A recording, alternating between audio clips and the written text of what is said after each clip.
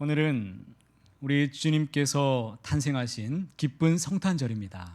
여러분, 주님의 은혜와 감사와 기쁨이 충만하십니까? 설레이는 기쁨과 기다림, 이 감사가 여러분 정말 충만히 느껴지고 계십니까? 네. 오늘은 또 송년 주일로도 지키고 있는데요. 한 해의 오늘은 마지막 주일입니다.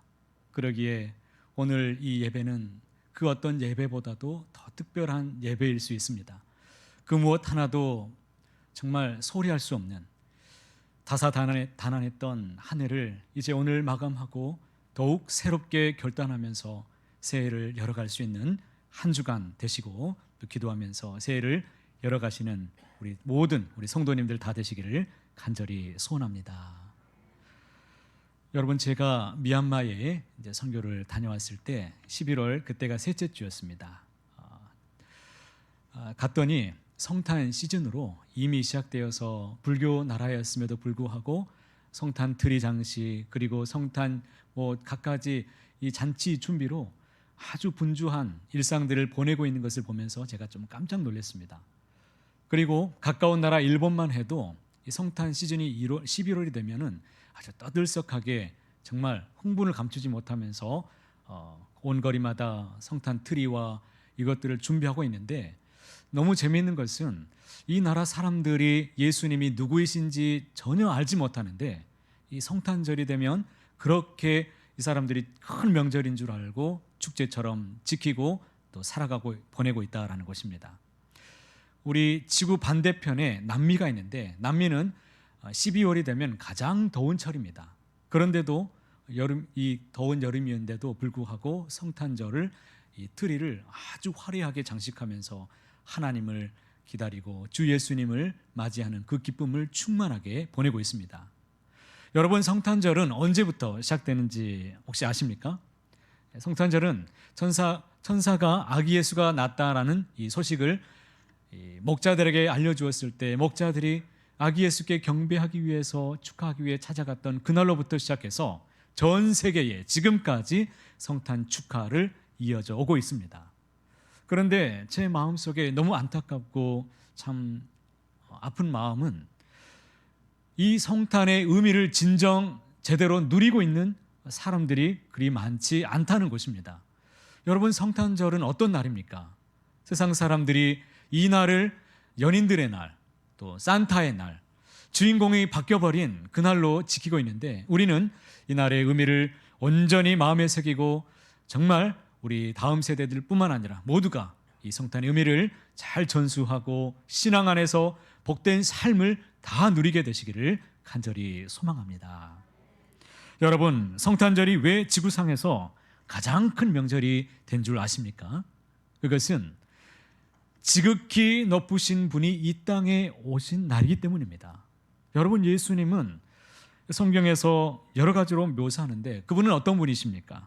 그의 지위는 천지 만물을 지으시고 다스리시는 전능자이신 하나님이십니다.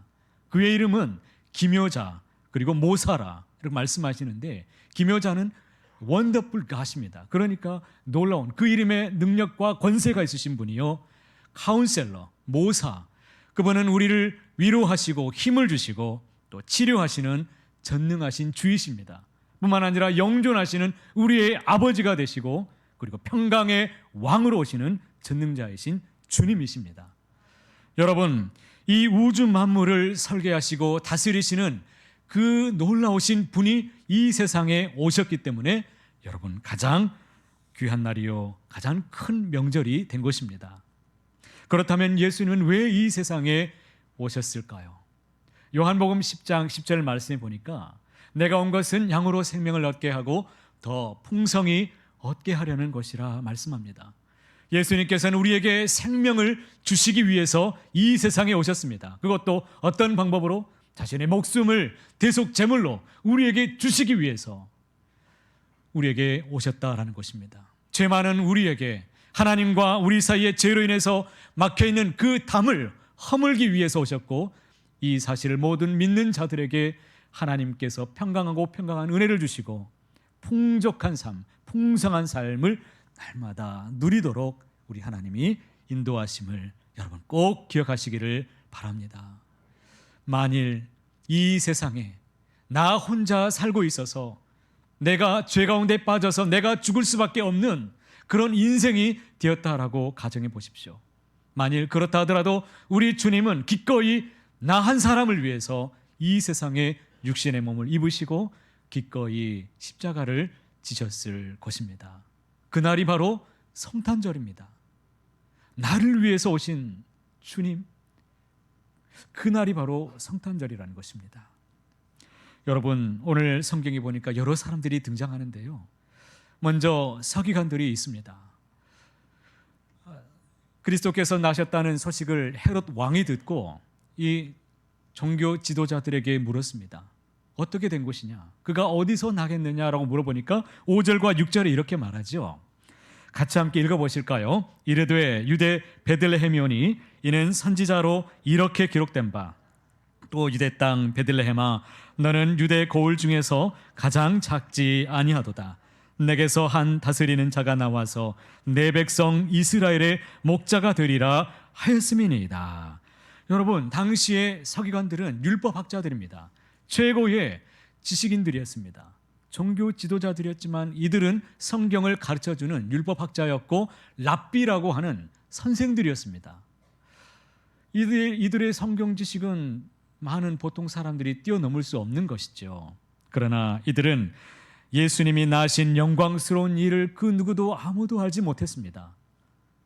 영적으로는 아주 둔감했다라는 것을 역으로 우리가 알 수 있습니다. 동방 박사들에게 예수님의 탄생 소식을 전해드렸던 이 헤롯 왕이 서기관들에게 어떻게 된 일인지 어디에서 나겠느냐고 물어보았을 때 그들은 메시아가 오실 것을 잘 알고 있었습니다. 그것도 예수님께서 오실 장소를 잘 알고 있었기 때문에 그곳이 베들레헴이라고까지 장소를 알려주었습니다. 아주 상세하게 알려줬다는 것입니다. 그러나 서기관들은 동방 박사들이 예수님을 찾아서 베들레헴으로 떠나가는 그날에 그 누구도 서기관들이 같이 함께 따라가서 아기 예수께 경배했다라는 이 말씀이 여러분 성경에 기록되어 있지 않습니다. 여러분, 그들은 성경적으로는 지식이 많은 사람들보다 더 뛰어난지는 모르겠지만 여러분, 그들은 믿음은 볼 것이 없었습니다. 말은 있었지만 행동은 없었습니다. 훗날 예수님은 이들에 대해서 회칠한 무덤이요 외식하는 자들이요 독사의 자식들이라 라고 책망했던 것입니다. 오늘날에도 이들처럼 여러분 말뿐인 신앙인들이 여러분 우리 주변에도 있습니다. 성경은 잘 알고 있습니다. 많이 들어서 어느 정도 잘 알고 있고 또 대화도 되고 예수님이 누구이시라는 것까지 잘 알고 있습니다. 여러분, 세상 사람들이 성경 읽는 사람들 많이 있어요. 예수 믿지 않는 사람들도 성경이 베스트셀러라고 집에 갖다 놓고 이것을 읽는, 성경을 읽는 사람들이 많이 있습니다. 심지어 삼독하고 사독하고 오독하는 사람들 저는 만났어요. 그런데 그들에게 능력이 왜 나타나지 않습니까? 말씀대로 믿지 않기 때문이죠. 여러분, 그래서 능력이 없는 것입니다. 예수님이 이 땅에 다시 오신다면, 그렇다면 우리 주님은 어디에 임하실까요? 2000년 전에 작은 마을 베들레헴에 우리 주님께서 임하셨듯이 스스로 작게 여기는 그 마음 위에 우리 주님은 오실 것입니다. 우리 주님 앞에 겸손히 엎드려 주님의 말씀을 붙잡고 말씀대로 이루어지리라 라고 믿고 소망하는 그 모든 사람들 위해 우리 하나님께서, 우리 주님이 다시 오셔서 임하실 줄 믿습니다. 또한 성경에 예루살렘 사람들이 등장하는데 이 사람들은 3절 말씀에 보니까 어떻게 반응합니까? 온 예루살렘이 듣고 뭐한지라? 소동한지라. 그냥 떠들썩했습니다. 오셨대. 아니, 누가 와? 메시아가 오셨대. 메시아? 정말 난리가 났습니다. 이 예루살렘 도시에 예수님이 오셨다는 이 탄생 소식이 온 동네 소식이 퍼져서 정말 기뻐하는 사람들이 있었고 잔치가 일어나고 우리가 이제는 해방되는구나, 이제는 메시아가 오셨기 때문에 이제는 해방되는구나, 좋은 날이 오겠구나, 난리가 났습니다. 기뻐하며 춤을 추며 너무나 반가워했습니다. 그런데 성경에는 이들이 베들레헴에 찾아가서 아기 예수님을 찾아서 경배했다, 예루살렘 사람들이 찾아왔다라는 그 말씀이 그 어느 구절에도 여러분 있지 않습니다. 여러분, 기쁜 소리로 크게 외치며 떠드는 것이 잘못된 것은 아닐 것입니다. 그러나 소문난 잔치에 여러분 먹을 것이 없다는 이 말처럼 여러분 알맹이가 없다면 여러분 아무 소용이 없는 것입니다. 우리가 예수님이 믿고 아무리 뜨겁게 찬양하고 기도를 해도 그 속에 주님이 없다면 여러분 그게 무슨 소용이 있겠습니까? 날마다 찬송하고 날마다 기도하는데 왜 여러분 힘이 드십니까? 기도하는데 왜 그 자리에 낙심이 찾아오십니까? 예수님이 없기 때문입니다. 아니, 더 정확히 말씀드린다면 예수님은 믿기는 믿지만 그 예수님께 내 모든 문제를 다 가지고 나와서 주님께 의탁하지 않고 내가 그 문제를 가지고 안고서 여전히 살고 있기 때문에 우리는 여전히 고통 가운데 너무 힘에 겨워서 내가 내 인생을 주관하면서 똑같이 세상 사람들과 다름없이 고통 중에 허덕이며 살아가고 있다라는 것입니다. 여러분, 예수님께 나아가려는 이런 몸부림이 없이는 여러분, 우리가 드리는 예배, 우리가 드리는 기뻐 외치는 찬송 소리, 이 모든 것은 어쩌면 우리 하나님 편에서는 그저 소음이요 떠드는 공예에 어쩌면 불과할 수도 있다라는 것입니다. 예수님께 진정한 감사로, 정말 진정한 예배로 성도라는 이름에 부끄럽지 않게 살려는 정말 몸부림치는 이악 물고 버티며 살아가는 이러한 믿음이 없이 나아가는 그런 삶이라면 어쩌면 우리가 드리는 예배, 기뻐 외치며 찬송 부르는 이 울려 퍼지는 메아리는 어쩌면 공회로 소음으로 어쩌면 우리 주님께는 들려질 수도 있다라는 것입니다. 여러분, 주님 안에서 살아가시기를 바랍니다. 예수 생명, 우리 예수님이 내 안에 살아계시고 주님으로 다스림 받는 내 인생을 주관자가 되시는 그 주님 안에서 살아가는 자에게 하나님의 놀라운 은혜가 항상 임하여 풍성할 줄로 믿습니다. 여러분, 성경에 보니까 또 베들레헴 사람들이 또 등장합니다. 이 사람들은 여러분 4절과 5절이 보니까 제가 읽어보겠습니다. 왕이 모든 대제사장과 백성의 서기관들을 모아 그리스도가 어디서 나겠느냐 물으니 이르되 유대 베들레헴 이오니. 베들레헴은 하나님의 아들 예수님께서 나시리라고 이미 예언된 성경 곳곳에서 등장하는 아주 유명한 지역입니다. 아주 작은 고을일지 모르겠지만 그 지역을 모르는 사람이 없었습니다. 메시아가 그곳에 임한다는 것을 다 알고 있었습니다. 그런데 무엇이 문제입니까? 그 베들레헴에서 살아가는 당사자인 사람들은 예수님께서 오셨다는 이 소식을 그 누구도 아무도 알지 못했다라는 것입니다. 아기 예수는 누울 자리가 없어서 찬바람이 부는 그 겨울날 밤에 말구 위에 누우셔야만 하셨습니다. 차가운 날씨만큼이나 우리 그들의 마음은 너무나 꽁꽁 얼어붙어 있었고 차가웠습니다. 그들의 무관심과 이기심이 예수님을 멀리 밀어내고야 말았습니다. 여러분, 오늘날 우리의 마음은 어떻습니까? 여러분, 주님을 맞이하실 준비가 되어 계십니까? 우리의 가정은 어떻습니까? 우리의 교회는 어떻습니까? 베들레헴 사람들처럼 얼어붙은 마음이어서는 안 될 것입니다. 시대가 아무리 어렵고 또 힘들고 아무리 내 안에 아픔이 있다 할지라도 우리 교회가 해야 될 일이 있고 우리 개인이 해야 될 일이 있습니다. 내일이 정말 어렵고 답답한다 할지라도 환경이 도와주지 않는다고 할지라도 우리는 내게 주어진 그 자리에서 정말 하나님을 사랑하고 이웃을 사랑하는 이런 온정이 따뜻한 사랑 가득한 우리 서강의 공동체가 다 되기를 간절히 소망합니다. 그 따뜻한 자리 위에 우리 주님이 임하실 것입니다. 주님, 저희 가정에 오시옵소서. 주님, 보잘것없고 준비도 안 됐고 아무것도 없지만 주님 오셔서 편히 저희 자리에 오십시오. 주님, 우리 교회에 오십시오. 주님, 주님이 계셔야 됩니다. 주님이면 만족합니다. 주님이면 살 수 있습니다. 우리 주님 어서 오시옵소서. 이런 마음으로 주님을 기다려야 되지 않겠습니까? 한편 성경에 보니까 아기 예수께 경배한 사람들에 대해서 주목하고 있습니다. 그 사람들은 잘 아시는 대로 동방 박사들이었습니다. 1절 하반절에 보니까 동방으로부터 박사들이 예루살렘에 이르러라고 말씀하시지요.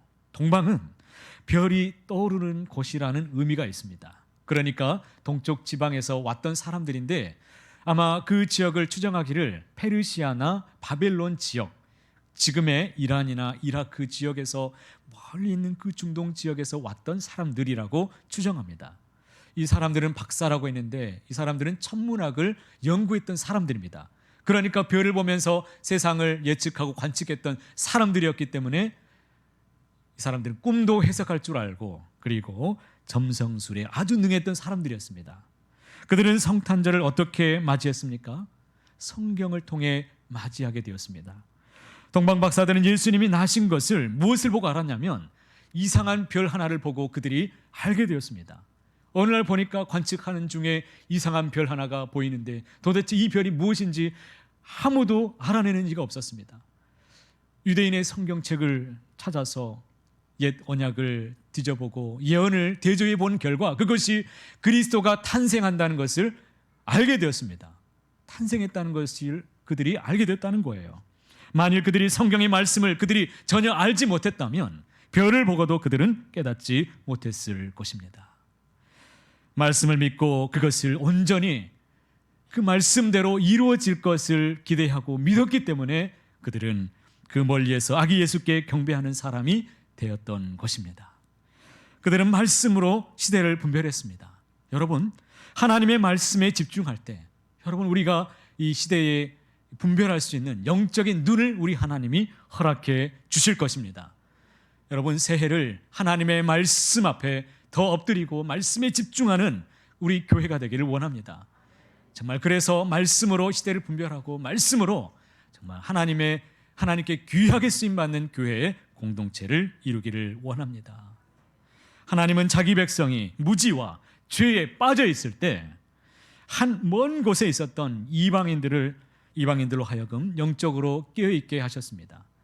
여러분, 이 성경이 하나님의 말씀이심을 여러분은 믿으십니까?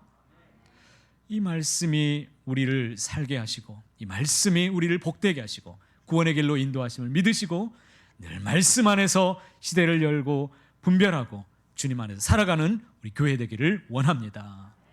그들은 말씀을 보고 깨달은 것을 그대로 쫓아갔습니다. 2절에 보니까 우리가 동방에서 그의 별을 보고 그에게 뭐하러? 경배하러 왔노라라고 그들이 말하지요. 동방 박사들은 별을 보고 그것을 깨달았을 때 그냥 그 자리에서 가만히 앉아 있었던 사람들이 아니었습니다. 예루살렘 사람들, 베들레헴 사람들, 서기관들, 종교의 최고의 지도자들, 예수가 나셨다는 소식을 다 알았음에도 불구하고 그 누구도 주님을 경배하기 위해 찾아갔다라는 소식조차 없지만 이들은 가만히 있지 않았습니다. 그 먼 거리에서 예물을 준비해서 그 예수님께 경배하기 위해서 그들은 베들레헴에 찾아왔다라는 것입니다. 동방 박사들은 별을 보고 그들의 고향을 떠났습니다. 집을 비워두었습니다. 열심히 연구했던 학문도 잠시 접어두었습니다. 취미도 접어두었습니다. 가정생활, 시간과 물질을 다 버려두고 그 먼 길을 주님을 만나기 위해서 모든 희생을 감수하고 떠나왔다라는 거예요. 여러분, 오는 길에 위험도 있었을 것입니다. 여러분, 강도의 위험도 있었을 것이고 사나운 짐승의 위험, 사막의 위험, 이런 위험들을 거쳐서 그들은 목숨을 걸고 아기 예수께 경배하기 위해서 말씀 믿고 그냥 쫓아왔다는 거예요. 주님을 만나고 섬기는 데에는 여러분 희생이 필요합니다. 우리의 헌신이 필요합니다. 성경에 보니까 예수님은 부자 청년이 주님의 제자가 되겠다고 따르겠다고 왔지만 그에게 내가 가지고 있는 모든 소유를 다 팔아서 가난한 사람들에게 나누어주고 나를 따르라고 말씀하셨어요. 이 말씀을 문자적으로 우리에게 적용하라는 말이 아니고요. 그가 가지고 있었던 문제가 무엇입니까? 이 재물 때문에 진정 주님을 따르지 못하는 그 장벽을 그에게 보여주면서 진정 헌신하기를 원하느냐, 진정 나를 따르기를 원하느냐, 희생하기를 원하느냐, 거기까지 올 수 있어야 된다라고 물었던 것입니다. 그때 이 사람은 근심하며 자기 집에 돌아가고야 말았습니다. 중세 유럽의 이 수도원에서 제자를 삼는 시험이 있었습니다. 그 시험의 첫 번째 관문이 무엇이었냐면 배추 심는 것이었는데, 수도원 원장이 이 배추를, 이 배추 뿌리를 하늘을 향해서 심어보라고 찾아왔던 두 청년들에게 그렇게 명령했습니다. 한 청년이 그대로 명령에 순종해서 땅에다가 심기는 심었는데 뿌리를 하늘을 향해서 심었습니다. 두 번째 청년은 아무리 생각해도 이건 아니에요. 아니, 이건 무슨 말도 안 되는 말을 시키는 거야. 그러면서 어떻게 뿌리를 하늘을 향해서 심어, 금방 죽을 텐데 땅에다가 잘 심어야지 하고 뿌리를 땅을 잘 내리도록 잘 심어 두었습니다. 그것을 지켜보았던 원장이 두 번째 청년을 불러다가 말합니다. 청년처럼 똑똑한 사람은 우리와 함께 살 수 없을 것 같습니다. 당신은 이 선생으로서의 자격은 있을지 모르겠지만 제자로서의 자격은 없는 것 같습니다. 여러분, 무슨 말씀이십니까? 여러분, 순종이라는 것은 제자가 되기 위한 첫 번째 조건이기 때문입니다. 내가 그 말이 합당하지 않게 여겨질지라도 그 말씀에 그냥 순종하는 것이 바로 제자입니다. 무조건 따르는 것이 제자예요. 여러분은 제자가 되기를 원하십니까? 2층에 계신 분들도 정말 제자가 되기를 원하십니까? 원하세요? 주님께 더 가까이 나오세요. 주의 말씀 앞에 순종하고 더 나오세요. 주님이 나에게 무엇을 원하시든지, 때로는 동의가 되지 않는다 할지라도, 내가 그 길로 가면 내가 죽을 것 같이 여겨지는, 내가 합당하게 여기지 않는 그 길이라 할지라도 여러분, 순종하는 것이 제자의 첫 번째 자격 조건이에요. 무조건 따르는 거예요.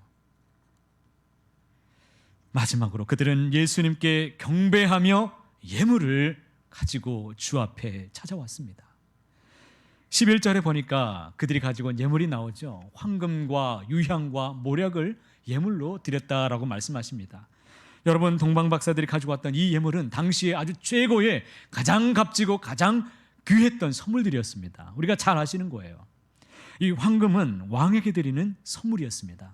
그렇기 때문에 예수님은 이 땅에 왕으로 오시는 분으로 그들이 영접했던 겁니다. 그리고 유향은 제사를 드릴 때 썼던 진귀한 예물이었는데, 이 땅에 대제사장으로 오신 주님, 하나님으로 오신 우리 주님, 예수님의 신성을 상징하며 주님께 엎드려 경배했습니다. 그리고 모략이 나오는데, 이 모략은 시체가 부패하지 않도록 방지하기 위해서 당시 귀인들만 사용했던 아주 귀한 보물입니다. 이것을 주님께 드렸습니다. 예수께 드렸어요. 장차 우리 죄를 위해서 죽으실 주님, 이 십자가의 죽음을 예표하며 그들이 엎드려 경배했다는 것입니다. 동방 박사들은 예수님께 최고의 선물을 드림으로 무엇을 증명한 줄 아십니까? 우리 주님이 나를 위해서 오셨는데, 우리 주님이 가장 존귀하고 이 세상에서 그 무엇을 드려도 아깝지 않는 나의 최고이신 전능하신 나의 하나님이라고 그들이 믿음을 표현했던 것입니다. 우리에게도 이런 믿음이 있기를 원합니다. 예수님은 구주가 되시고 내 인생의 주관자가 되시고 나의 삶을 다스리시며 나의 참 하나님이라고 날마다 고백하며 가장 존귀한 분, 나의 삶을 내가 주님께 드리고자 하는 오직 그분 한 분, 이러한 고백이 날마다 있기를 원합니다. 우리는 주님 오심을 기다리고 있습니다. 주님 오심을 기다리면서 다시 한번 우리의 삶을 다시 한번 생각했으면 좋겠습니다. 여러분은 정말 예수님이 내 삶의 가장 귀한 분으로 여러분은 인정하십니까? 내가 가진 모든 것을 다 드려도 아깝지 않은 분이 주님이십니까? 내게 경배받기에 합당하신 분이 정말 예수님이신가요? 예수님은 나를 위해서 모든 것을 희생해 주셨습니다. 나를 가장 귀히 여기시고 나를 위해서 이 땅에 오셔서 모든 것을 다 주셨습니다. 모든 것을 다 주신 분이 우리 주님이십니다. 동방 박사들이 모든 것을 희생할 각오를 가지고 먼 길을 달려왔듯이, 그리고 가장 귀한 예물로 자신의 믿음을 드렸던 것처럼 우리도 우리의 힘과 마음과 정성을 다한 그 삶의 예배를 항상 드릴 수 있기를 원합니다. 더 나아가서 산 제물로 여러분 드리기를 원합니다. 여러분, 우리 하나님께서 우리에게 받으시기를 원하시는 예물은 무엇이겠습니까? 로마서 12장에 말씀하는 것처럼 여러분, 바로 저와 여러분입니다. 우리가 예물이 되어야 됩니다. 나를 제물로, 산 제물로, 하나님이 기뻐 받으시는 그러한 영적인 예배로, 삶의 제사로 항상 기쁘시도록 받으실 수 있도록 삶을 준비하고 하나님 앞에 늘 나아가 경배하며 믿음으로 살아가는 우리 서강의 모든 공동체가 다 되시기를 간절히 소망합니다. 여러분, 내일은 소망이 있습니다. 항상 믿음 붙잡고 믿음 안에서 주님 오심을 기다리면서 항상 기쁨으로 주님을 맞이하는 우리 모두가 다 되시기를 높으신 주님의 이름으로 간절히 소원합니다.